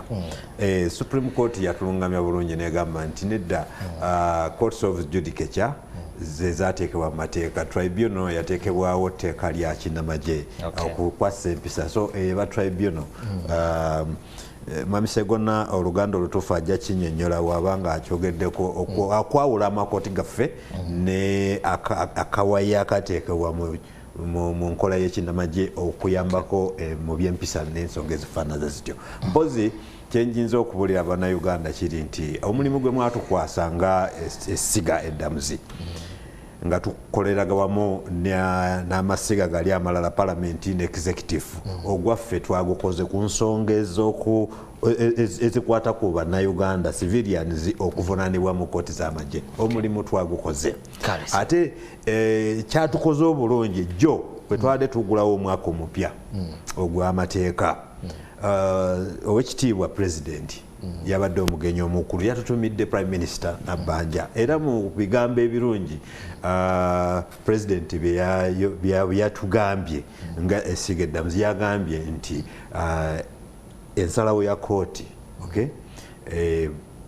bali mugiteekako era bajja kugiteeka mu nkola ffe twawulidde kati ebigambo byonna byonna bye muwulire ababyogera ndowooza nga Mwami Segona bw'agambye ndowooza zaabwe era tukkirize nti babeera n'endowooza naye okulungamya okutuufu kwavudde mu gavumenti yennyini mu ofiisi ya president ng'ayita mu ssaaba minisita yagambye nti genda kuteeka mu nkola era ne minisita wa justice naye n'akikkaanya naga nti bamaze obyogerako kubanga baagala okulaba nti enfuga ey'amateeka era ffe tusaba nti enfuga ey'amateeka eyo egende mu maaso omwaka gwaffe gutambule bulungi. Bannayuganda mbaagala nnyo, essiga eddamuzi libaagala nnyo era tubasaba tukwataganire wamu tutambulire wamu tuteereze embeera. Honorable Segona obudde butuweddeko ambuuza ajogeddeko ndoza abadde Mwami Kabanda kubayita ababiri nti omusajja tomuwa kitiibwa alowooza okufa kwetoloolera ku myaka nedda.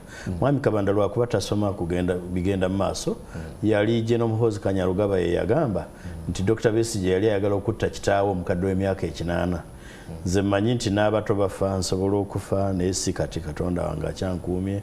Kabanda nawe saagala ofe gy'oli njagala obeerewo oba oli awo oyige ne bye mmanyi. Ndowooza yekka alina kyambuuzizza ate n'okugamba omuntu okufa tekyetoloolera ku kitiibwa n'ab'ekitiibwa bafa.